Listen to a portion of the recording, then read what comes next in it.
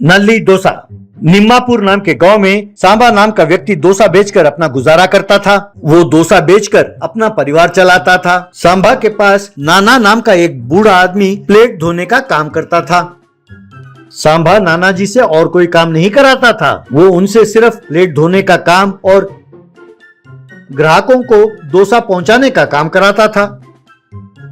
एक दिन सांबा से एक ग्राहक, भाई सांबा, तुम्हारे डोसा बहुत बढ़िया होते हैं यार। भाई मेरे पत्नी जो डोसा बनाती है उससे तुम्हारा डोसा कई गुना बेहतर है। अगर तुम्हारे ये डोसा का ठेला ना होता तो मुझे बहुत तकलीफ होती भैया। तब सांबा, अरे साहब, आप मुझे चने के झाड़ पर ना चढ़ाओ और कितने डोसे खाए हैं ये बताइए जरा, और खाते में कितना लिखूं ये बताइए, और हाँ ये भी बताते हुए जाइए कि आप ये पैसे कब तक देंगे। तब वो ग्राहक, अरे भाई कमाल है, यही तो तुम्हारी खासियत है। कोई तुम्हारी तारीफ करे तो तुम्हें अच्छा नहीं लगता और तुम सीधे डंके की चोट पे बात करते हो, बढ़िया बात करते हो और बढ़िया डोसा बनाते हो। यूं कुछ और कहने ही वाला था कि सांबा, नाना जी साहब का खाना हो गया है, इनका प्लेट ले लो और साफ करके ले आओ, ऐसा कहने लगा। तब उस ग्राहक को गुस्सा आया, वो वहां से चला गया।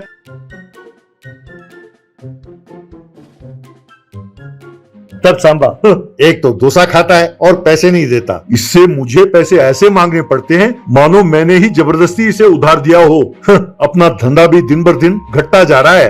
तब नाना जी, बेटा तुम वही मसाला डोसा और वही ऑनियन डोसा बनाओगे तो कैसे चलेगा? बोलो, आजकल तो ये स्मार्ट की दुनिया है, लोग हर चीज में नयापन ढूंढते हैं। तुम कोई नए किस्म का डोसा बनाओगे तो अच्छा होगा।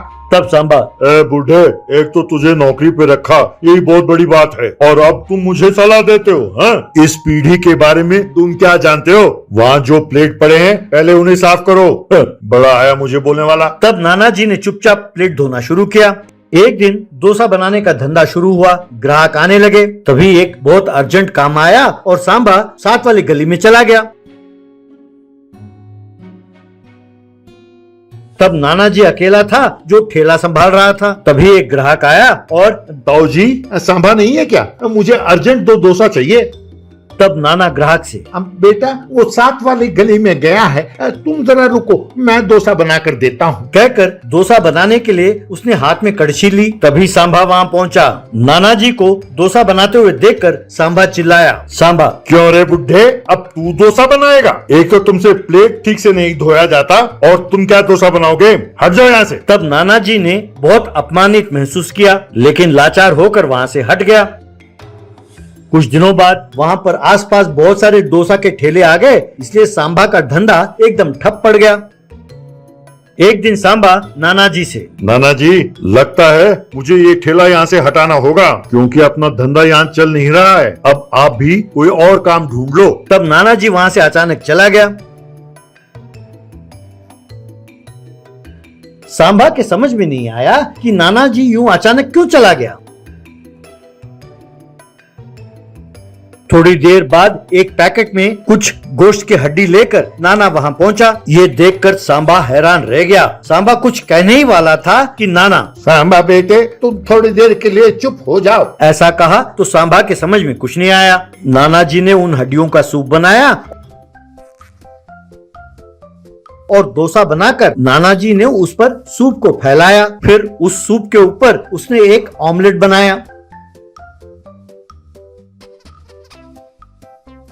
फिर उसने वो डोसा निकाला और सांबा को दिया और, पहले ये खाओ बेटा और बताओ कि इसका स्वाद कैसा है। तब कुछ कहे बगैर सांबा वो सूप वाले डोसे को खाने लगा। जैसे ही उसने एक गिराई अपने मुंह में डाला तो सांबा के समझ में आ गया कि उसका स्वाद कितना बढ़िया है। तब सांबा नाना जी से, वाह, अरे कमाल हो गया नाना जी, ये तो स्वाद बहुत ही बढ़िया है। वाह, कमाल का है, इतना बढ़िया डोसा तो मैंने जिंदगी में कभी खाया ही नहीं। अरे ऐसा डोसा बनाएंगे तो लोग अपने दुकान के सामने लाइन लगा देंगे बस। नाना जी प्लीज अब से डोसा सिर्फ आप बनाइए, मैं प्लेट धो लूंगा।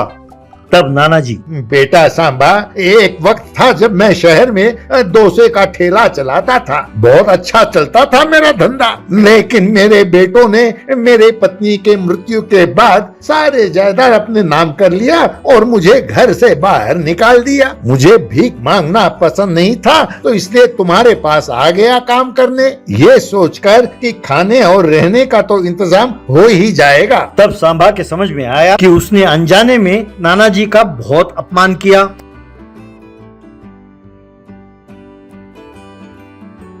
तब से नाना जी हड्डियों का सूप का डोसा बनाने लगे और लोगों को बेचने लगे। सांबा ग्राहकों का ऑर्डर लेने लगा। यूं दोनों ने मिलकर खूब पैसे कमाए।